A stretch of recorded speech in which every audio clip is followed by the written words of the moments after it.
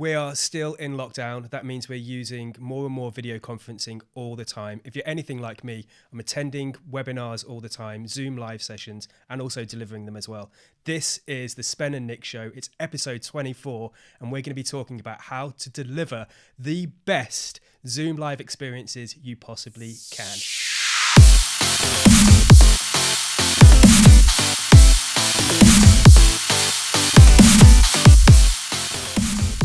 Well, just to give a little bit of context, yesterday we did our first Zoom live to 170 people ever. Well, not ever. Well, now we're experts. We've done one Zoom live and now we're experts, and I'm going to tell you what we've learned. That's essentially the context. But in fairness, we have done a lot of Zoom calls before, and we think that these tips are really going to help you improve a lot. Okay, so number one is make sure you prepare your surroundings. What I mean by that is just make sure that you've got a nice visually interesting background behind you for your video. That could be as simple as having some books behind you, having a lamp behind you like Spencer has right now, or even a plant. Actually, that reminds me, I've got my one there. That's better. There we go. There we go. So much better, man. What's number two? Number two is to breathe. This is something that we so easily forget, but actually just as you're about to go live, I find that a few deep breaths just to calm that nerves, and also just build up that energy inside you, actually, just to make sure you're ready to go and you're just going to explode with that first few minutes with any kind of video content, but particularly with a webinar. Those first few minutes are so important. You've got to get that interaction really going well with the audience so that they're going to carry on and listen to you for the whole hour long webinar or whatever it is. So breathe, few cycles of really good breaths. That's absolutely key to getting a good start. I feel start. a lot calmer already just from watching you with your breathing. Thank you, man. I learned from the best. Number three is focus on your audience, not on you. So they asked Jurgen Klopp, Liverpool football manager, how is it that you do such amazing public speaking? And he said that there was one simple thing. It was a piece of advice that his dad gave him. Don't worry about yourself. Instead, focus on trying to bring value to the people you're speaking to. If you do that, and if you try and leave them in a better position than what you found them in, and that's your intention, that's going to help you put you in the right mindset to really connect with your audience and get the best outcome for everybody.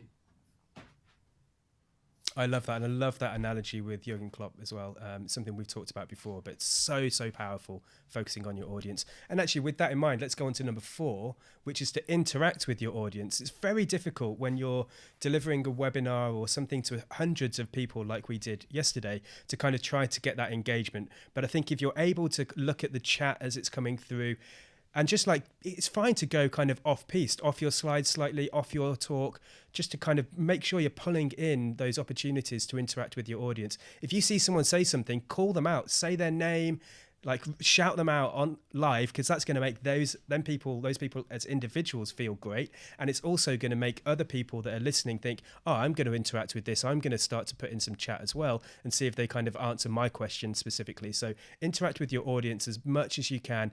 Look for those little gems. Like yesterday, this is hilarious. Yesterday, Nick started singing at one point on this webinar to 180 people, right? He started singing.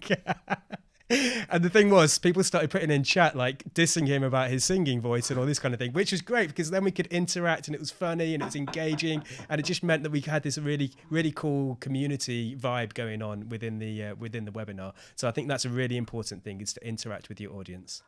And I think another mindset piece connected to that is what you need to do is just remember, people want you to win. Ignore the naysayers.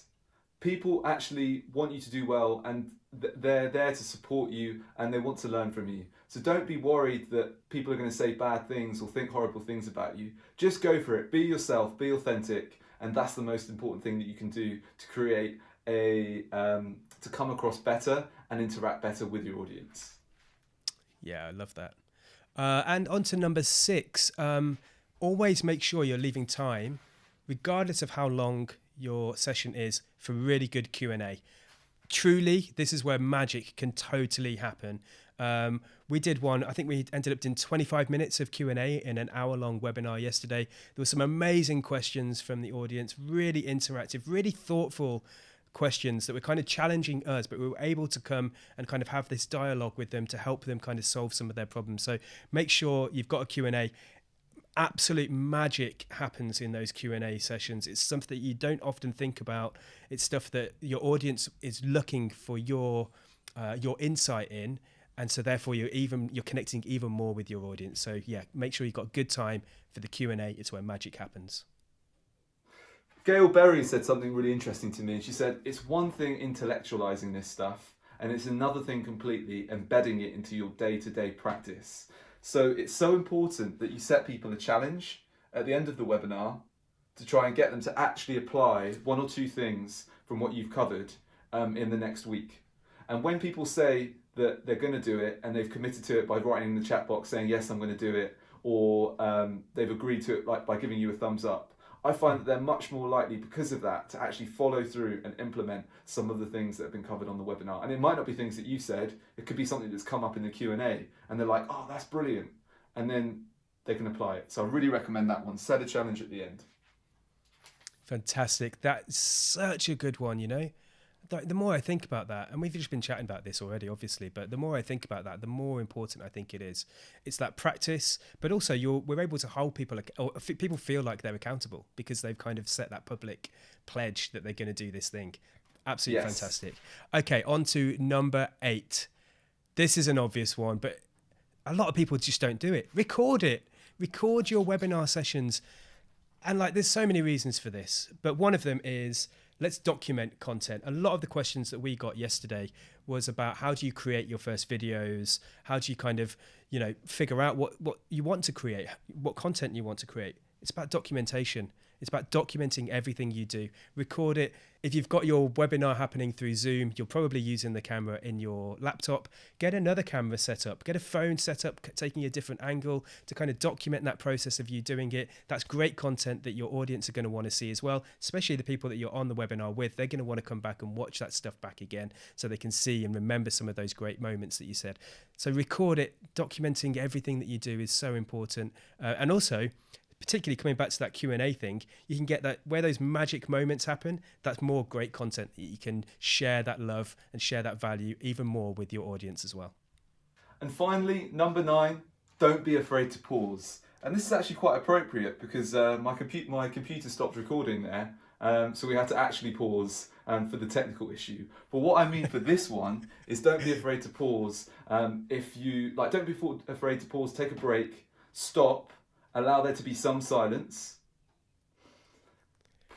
Maybe go back to number 2, breathe, and just think about what you're going to say, and then continue. People are pretty open to and don't mind there being pauses. It actually gives them time to think and reflect on what you said before. So don't try and fill all the space. Just make some pauses, leave some time for you to think about what you're going to say next. And I think that will really help you to make sure that you come across eloquently and clearly. So I hope that helps. Absolutely awesome. I'm going to here's a bonus. I've got a couple of very quick bonuses, right? 'Cause as you paused, I was thinking, this is all these other great tips that we need to be sharing with people. So number 1 is make sure you've got great Wi-Fi, stand as close and get as close to your router as you possibly can, because that's so important. How many times does Wi-Fi break and it absolutely ruins the show? So, and make sure all of your technical stuff is working as well as it can be. Make sure your camera is good, make sure you've got your framing, all that stuff. Make sure you've got a decent mic.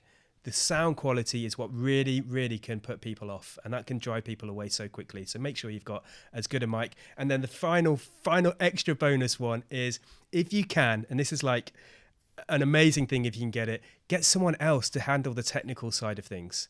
Because then as presenters, when you're presenting the webinar, the Zoom live session, you don't need to worry about all that technical stuff that's happening. You don't need to worry about managing people in and out of the Zoom call, all of that stuff. Get someone else to handle that, and then you're just focusing on your audience and your performance. There's 4 extra ones, right? How cool is that? And in relation to that last one, massive shout out to John Furno for doing a fantastic job of organising it, but also managing the technology. So thank you for that for yesterday's webinar. And it was great as well because there was 2 of us running it. So I was able to concentrate on the slides and Spencer was able to concentrate on managing the audience and the questions. So that was really good teamwork. If you can, it just makes it way easier. But if you can't, you can still do it yourself as well. So quick roundup. Number 1, prepare your surroundings. Number 2, breathe. Number 3, focus on your audience, not you. 4, interact with your audience. 5, people want you to win, remember that.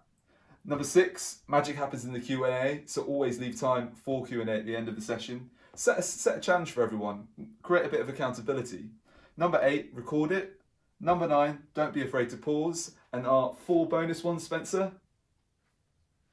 Basically, get all your technology sorted out. Make sure you're next to Wi-Fi. You've got a decent microphone and your camera's all set up beautifully. And then if you can, get someone else to handle the technical side of the Zoom live conferencing call. Oh, nice and easy. Well, thank you so much. Nice and easy. How about we set a challenge for people? Do your first webinar, right? Definitely. Get out there, do it. Doesn't matter if you've got a small audience. It's all about the practice. It's all about putting in those hard yards and just keep on plowing with the practice. We're going to be doing Spen and Nick live shows a lot more. So really looking forward to that and engaging with some of you guys as well. Make sure that you're subscribing, you're liking, you're sharing all of this great content. We are here to serve you and to help you do the things that you do even better. That's what we're really driving towards and what we're looking for as our purpose. There you go, Spencer said it all. So thank you so much. Subscribe to the YouTube channel and we look forward to seeing you next time.